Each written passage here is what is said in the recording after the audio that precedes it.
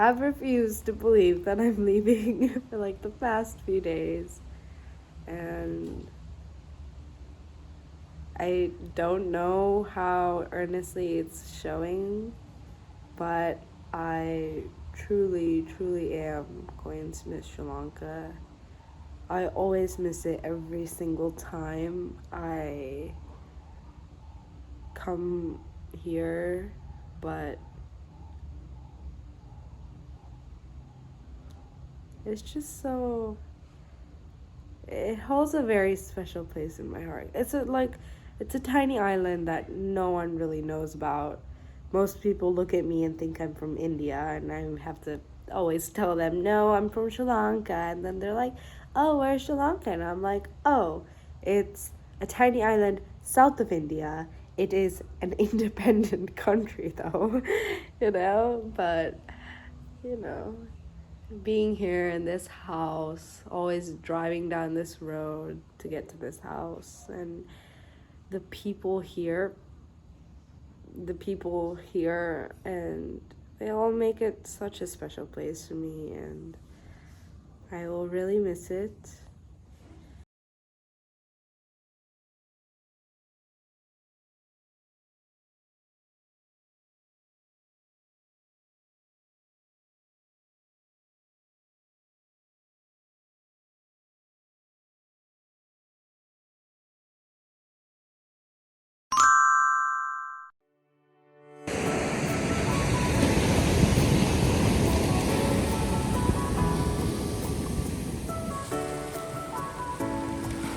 I know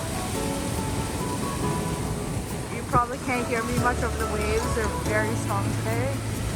But this is one of the most beautiful things about Sri Lanka is that it has very gorgeous beaches. And look at that sunset going down now. We barely caught it, of course. But it looks so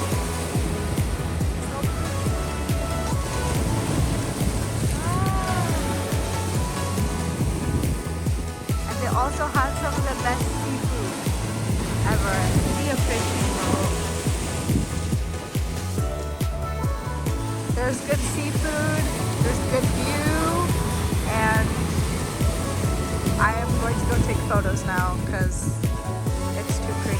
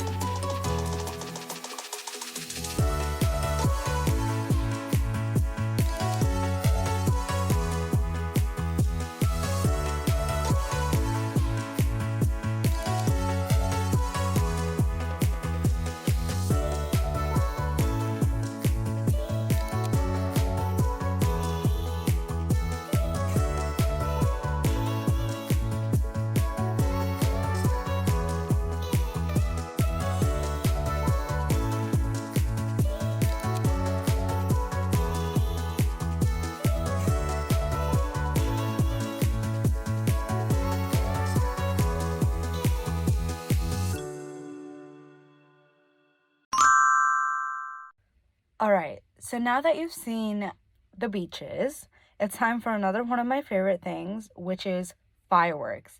And in the US, mostly in my area, it's not legal to set off fireworks in our own houses, right? But in Sri Lanka, it is legal. So often during like the holiday times, when you go, you can like set off your own fireworks, like the sparklers that you can twirl around. Also like different exploding ones. I don't know, there's a lot. There's like one we call the sparklers, and then we also set off like some bambara chakra. I think that's what they're called. But those are like the ones that like buzz and go out around. But yes, it's super fun because we can just always set off fireworks and enjoy it. You always hear it like in the background. There's a lot of firework noises going off from like every house in the block. So yeah, fireworks, super fun and super pretty to watch. Mumbai Jetty.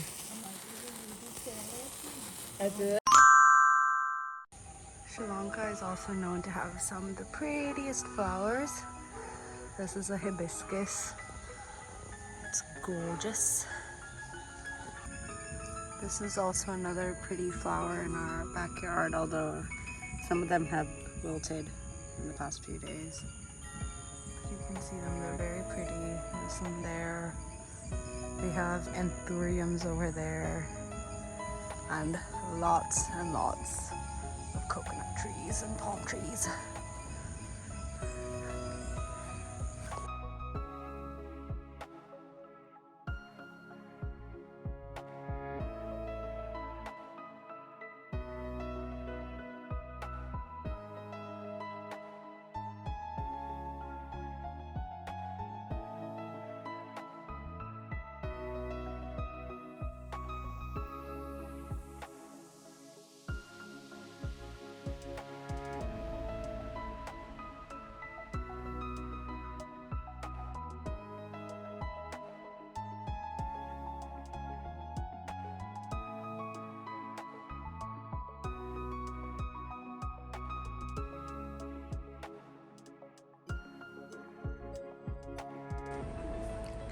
Kitul tree.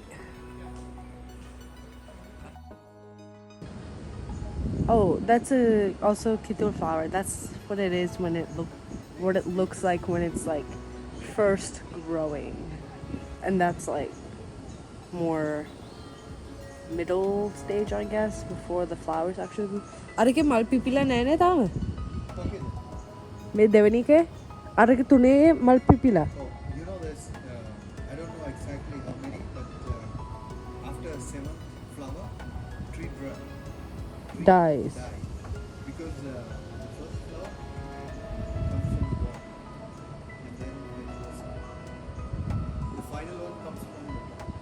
So then, no more leaves, tree dies. So kitul trees can only flower 7 times, I believe, and because it goes up as it grows, and then the final one, it comes from the top. It comes from the top, so it can't grow anymore, and the tree dies. But either way, I think this is like at least 3-4 stages of the kitul tree. This is a new flower. This is probably somewhere in the middle, somewhere where the leaves have grown, and then the back is when the berries have come in. Kitul trees. One of my other favorite things in Sri Lanka are these little plants. They curl up when you touch them. We call them nidukumba because it's like they're going to sleep when you touch them. I know they have them at like the San Francisco Exploratorium. I don't know what they're called in English, but I love playing with these as a kid because they're so fun and they just like curl up. And I loved searching for these in our yard. But yes, this is one of the other beauties of Sri Lanka.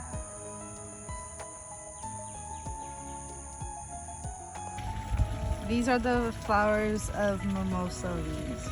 Not mimosa, of nidikumba. These are the flowers.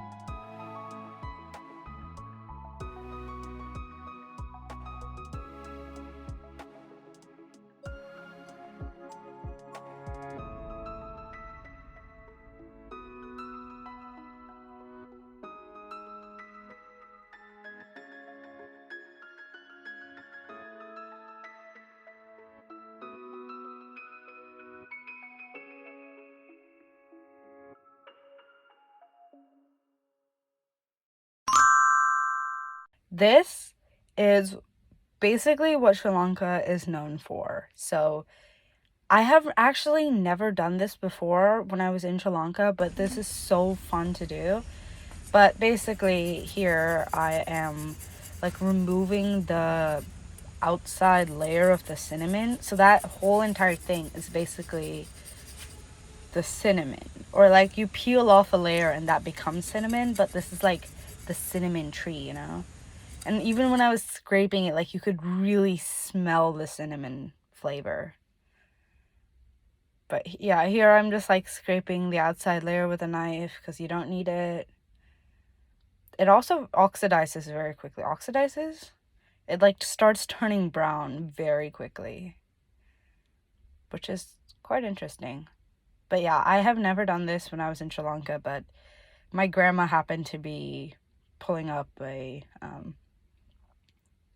was doing this, so I just decided to help, and it turned out to be a whole family event between me and my parents, actually, not really my cousins.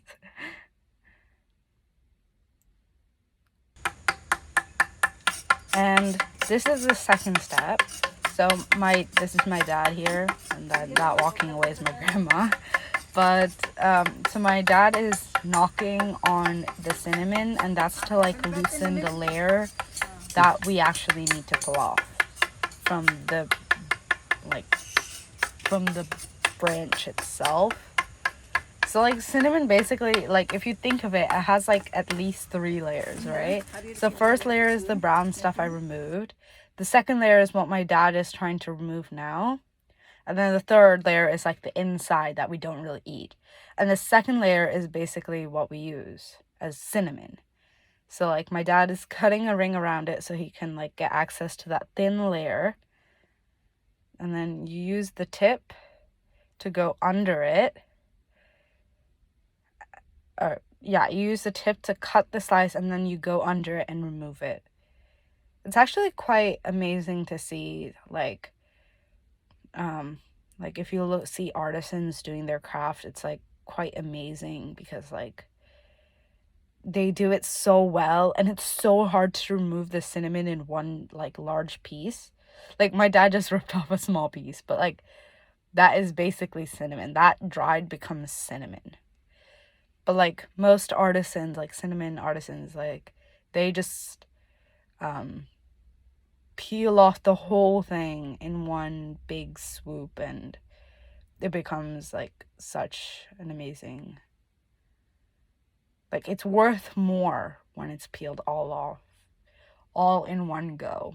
But of course, we are novices. And this is the final cinnamon product. You put these when you're cooking and all that stuff, but cinnamon is what Sri Lanka is known for because that's one of Sri Lanka's biggest exports.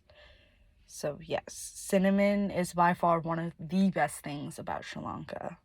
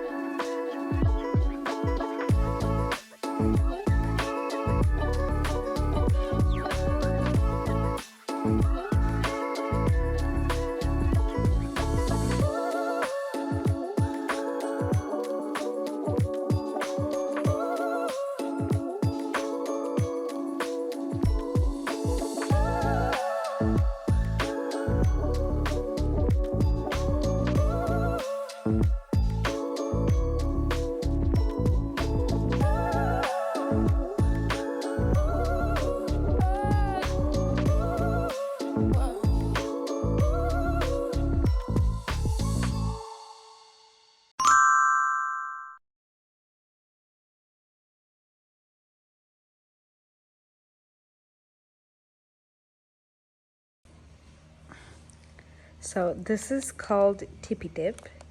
Tippy tip. Tippy tip. This is tippy tip. And this is my favorite Sri Lankan snack as a child. I do not know why. I was obsessed with these, but my mom would never let me have them because she said I get allergies to it. But I always love to have these every time I come because this is like something that reminds me of my childhood, is having tippy tip. Specifically these. And I would always eat the ends of the star first and then eat the middle. That's just how I do it. And this freaking duck. Wait, let me open it and show you one. Okay. Okay, so this is what a star looks like. If I can show it to you. There we go. So this is what a tippy tip looks like. There I was.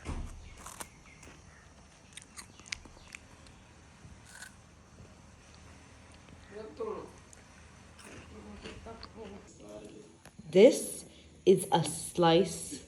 Oh, it's not technically a slice. Well, this is we call it tatipang. It's essentially like a slice of bread.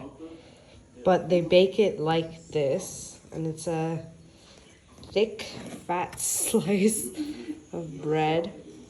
And then we have Sri Lankan specialty roast pang, which is essentially a smaller slice. But so the way they bake this is they make this into slices and then they separately bake them in a pan. So they put it in a pan and then they put like aluminum foil or like barriers between each slice, and then they roast it. So then when you pull it out, you get these individual slices. So roast pang and tatipang. Some of my favorite foods that you can't really find there, but you can make it at home. My dad has made this a few times at home.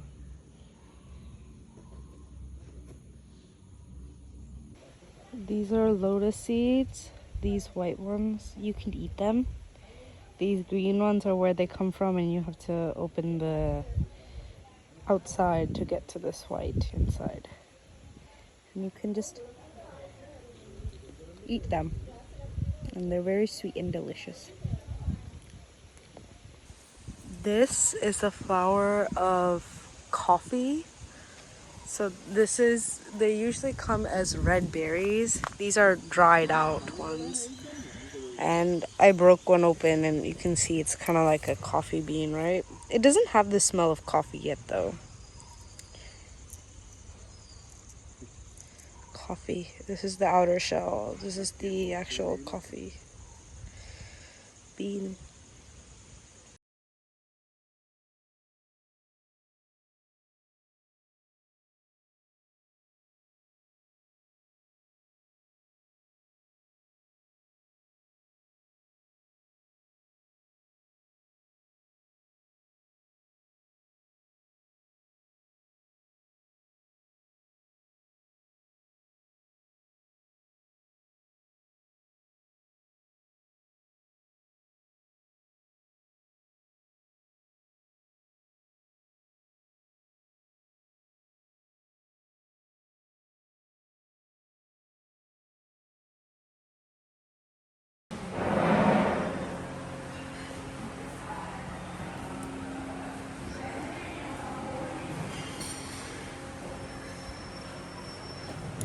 Oil lamp.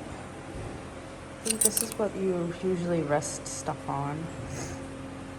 These are pots, and they're on this where you put a candle under or firewood under to heat it. And then I think this is to steam. This one here. And then this is a stone mill to grind stuff on. This is for idiot. And then those are spoons, ladles, bowls. I don't know what else the rest of the stuff is for. Oh, oil lamp. Or, yeah. This is used to grate coconut on this edge. You usually scrape it. My grandma still uses it. I don't know what the rest are for.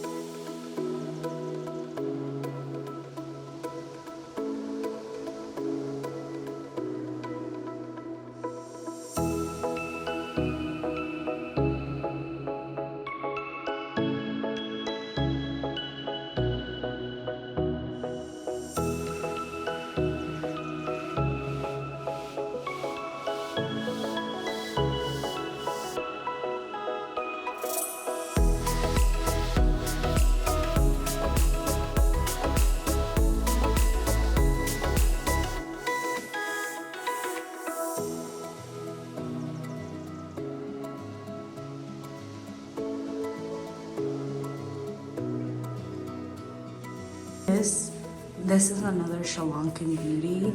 I have always wondered why the heck they don't have it in any other countries. This is used to usually wash after you use the bathroom, which is ingenuity, but no other country uses it and you just use toilet paper. Like yes, in Sri Lanka we have this.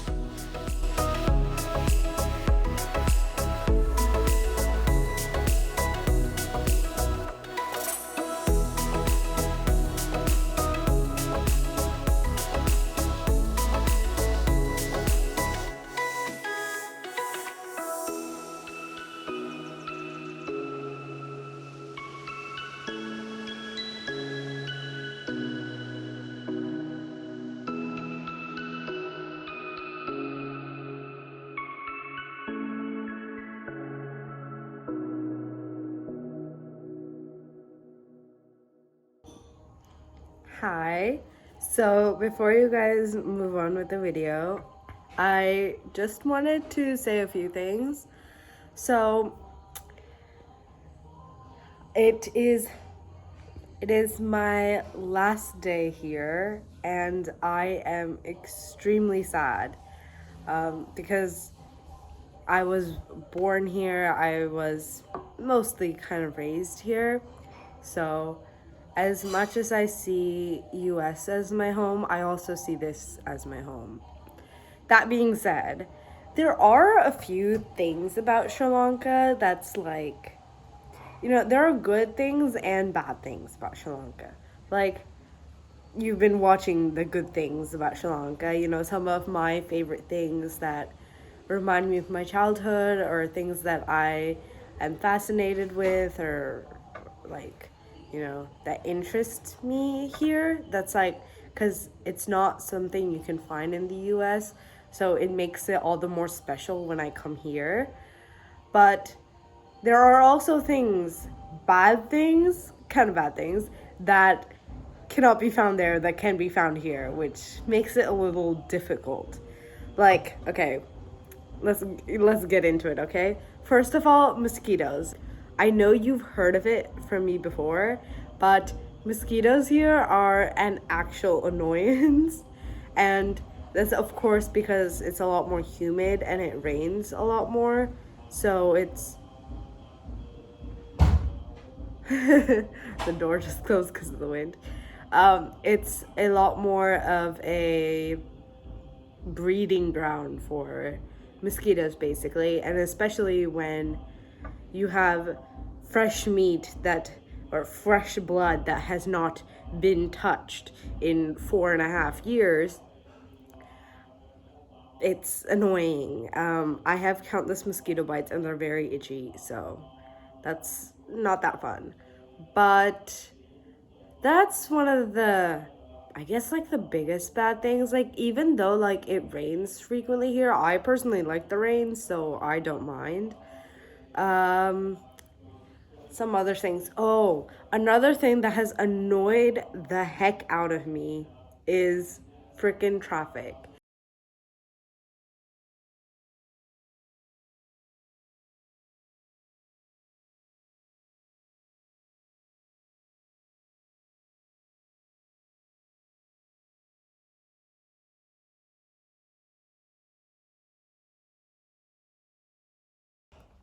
I think those are the two biggest like dislikes in Sri Lanka. Another kind of bad thing about Sri Lanka is the temperature. So like, usually where we're in like California or so where I am, it's like, during winter it's like 30, 40 degrees maybe. 30, 40, maybe like 40, 50 degrees. But here it's a solid 80, 90 even in December. So imagine, summer when it's like 90, 100, 110 on a normal day. But my body is no longer used to this heat and is therefore suffering. And you can probably hear it. But my eyes have been dying almost every single day since I've been here. I would say that the worst, the top three worst things is mosquitoes. And I mean, some people, mosquitoes are not attracted to them as much, but some people, like me, you get bitten by them a lot and it's annoying. You can put sprays. I just didn't bother to. I just didn't bother to. Um, yeah, mosquitoes and traffic, and the third thing was really hot temperatures.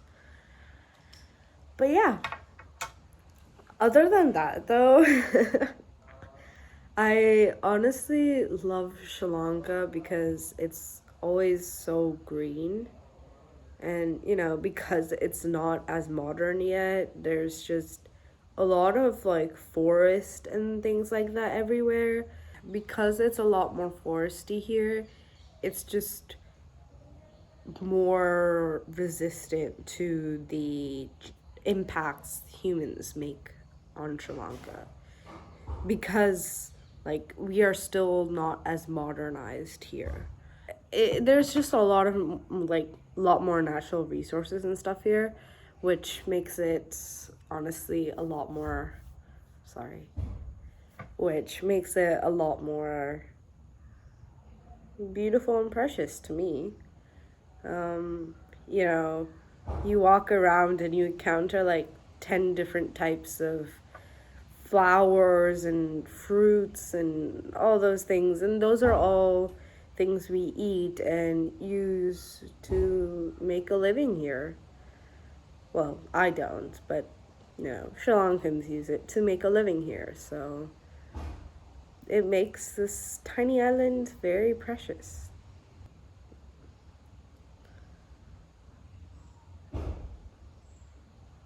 I'm quite sad to be leaving this precious island behind.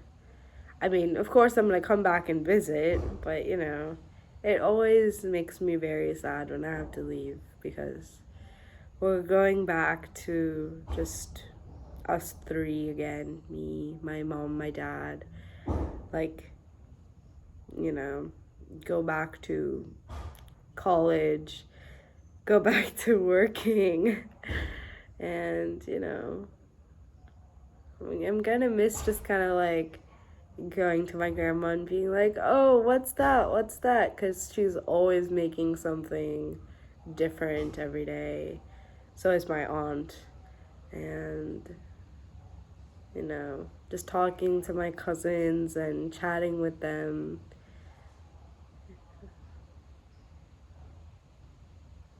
Yeah. I'm gonna miss Sri Lanka a lot. I always do. I'm really hoping I can come back again in like a few years. A few years meaning like, oh, sorry, a fly just went by. A few years, meaning like 2 years, hopefully. But, anyways, yeah. But, anyways, after this long spiel, let's move on to the last thing. Let's move on to the last thing. I'm very sorry for making this a lot longer than it should be. And yeah, I love my tiny precious island. And I hope I can visit again very soon.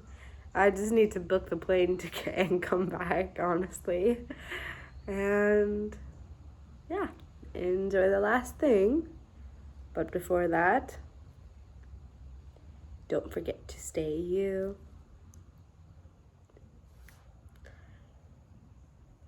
My precious Sri Lanka.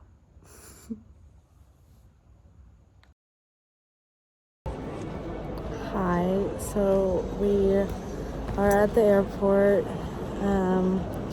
checked in and everything, and now we're heading out in like 2 hours. Yeah, the flight's at 12:45 a.m. So we're just gonna be chilling here for a few hours and then taking off. Yeah, I'm already very sleepy. I want a nap. Yeah. But yeah, I shall see you back home.